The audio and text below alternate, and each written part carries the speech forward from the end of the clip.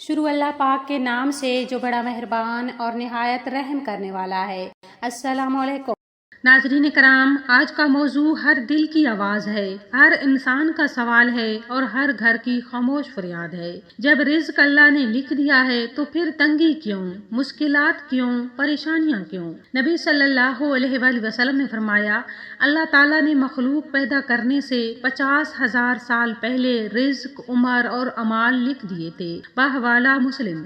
پھر سوال یہ ہے کہ کچھ لوگ محنت کے باوجود پریشان کیوں، کچھ بغیر محنت کے آسودہ کیوں، اور کچھ نیک لوگ بھی تنگ دستی میں کیوں؟ آج ہم قرآن، حدیث اور سیرت کی روشنی میں اس راز کو مکمل طور پر کھولیں گے، تو آخر تک ضرور سنیے گا کیونکہ ایک بات آپ کی سوچ بدل دے گی۔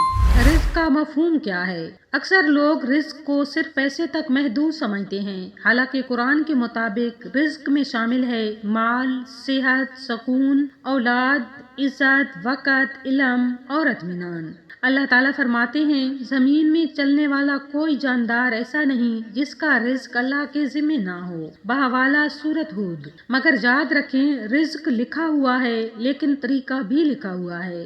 رزق لکھا ہوا ہے مگر بند کیوں؟ ناظرین، رزق بند ہونے کی 5 بڑی وجوہات ہیں۔ نمبر 1، گناہوں کی وجہ سے رزق کی رکاوٹ۔ نبی صلی اللہ علیہ وآلہ وسلم نے فرمایا، آدمی اپنے گناہوں کی وجہ سے رزق سے محروم کر دیا جاتا ہے۔ بحوالہ مسند احمد۔ جھوٹ، دھوکہ، سود، حرام کمائی، ظلم، قطع رحمی، یہ سب رزق کے تالے ہیں۔ نمبر 2، اللہ پر توکل کا کمزور ہونا۔ ہم کہتے ہیں رزق اللہ دیتا ہے مگر دل نوکری پر لگا ہے، دل انسانوں پر لگا ہے، دل سفارش پر لگا ہے۔ اللہ تعالیٰ فرماتے ہیں، جو اللہ پر بھروسہ کرے اللہ اس کے لیے کافی ہے۔ بحوالہ سورۃ طلاق۔ نمبر 3، شکر کی کمی۔ اللہ کا وعدہ ہے، اگر تم شکر کرو گے تو میں اور دوں گا۔ بحوالہ سورہ ابراہیم۔ ہم نعمتوں کو نظر انداز کر دیتے ہیں، شکوے زیادہ، شکر کم۔ شکر رزق کا دروازہ ہے۔ نمبر 4، دعا نہ کرنا یا بد دعا دینا۔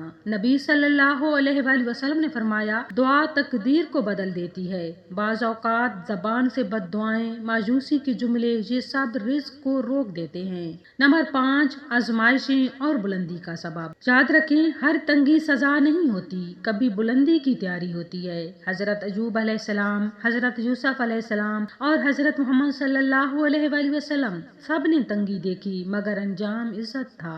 رزق بڑھانے کے 90 راز۔ تو ناظرین، اب آتے ہیں اصل حصے کی طرف جہاں سے رزق کے بند دروازے کھلتے ہیں۔ نمبر 1، تقوی اختیار کرنا۔ اللہ تعالیٰ فرماتے ہیں، جو اللہ سے ڈرے اللہ اس کے لیے نکلنے کا راستہ بنا دیتا ہے اور وہاں سے رزق دیتا ہے جہاں سے اسے گمان بھی نہیں ہوتا۔ بحوالہ سورۃ طلاق۔ نمبر 2، استغفار کی کثرت۔ حضرت نوح علیہ السلام نے فرمایا، استغفار کرو، اللہ بارش، مال اور اولاد میں اضافہ کرے گا۔ نبی صلی اللہ علیہ وآلہ وسلم روزانہ 70 سے زائد مرتبہ استغفار کرتے تھے۔ نمبر 3، صلہ رحمی۔ نبی صلی اللہ علیہ وآلہ وسلم نے فرمایا، جو چاہے کہ اس کا رزق وسیع ہو تو وہ رشتے جوڑے۔ ماں باپ، بہن بھائی، رشتہ دار، یہ سب رزق کے کنیکٹر ہیں۔ حصہ نمبر 4، صدقہ چاہے تھوڑا۔ نبی صلی اللہ علیہ وآلہ وسلم نے فرمایا، صدقہ مال کو کم نہیں کرتا، صدقہ بیماری ٹالتا ہے، رزق کھولتا ہے، بلا کو ہٹا دیتا ہے۔ نمبر 5، حلال کمائی۔ حرام کمائی وقتی فائدہ، دائمی نقصان۔ نبی صلی اللہ علیہ وآلہ وسلم نے فرمایا، حرام سے پلا ہوا جسم جنت میں نہیں جائے گا۔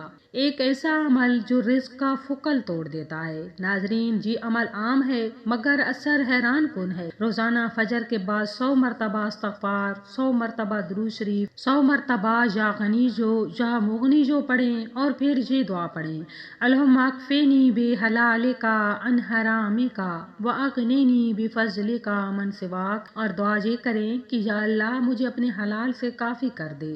ناظرین، آخر میں ایک بات دل میں بیٹھا لیجئے کہ رزق صرف پیسہ نہیں، صرف نوکری نہیں، صرف کاروبار نہیں، رزق اللہ سے تعلق کا نام ہے۔ جب دل اللہ سے جڑتا ہے، زبان شکر گزار ہوتی ہے، ہاتھ حلال میں ہوتے ہیں تو رزق خود راستے ڈھونڈ لیتا ہے۔ تو آئیے مل کر آخر میں دعا کر لیتے ہیں، یا اللہ ہمیں رزق حلال عطا فرما، تنگی کو آسانی میں بدل دے اور ہمیں اپنے فیصلوں پر راضی رہنے والا بنا دے، آمین۔ اگر آپ کو ہماری یہ ویڈیو پسند آئی ہے تو ویڈیو کو لائک کریں، چینل کو سبسکرائب کریں اور اسے آگے شیئر کرنا ہرگز نہ بھولیں۔ تو اگلی ویڈیو تک کے لیے فی امان اللہ۔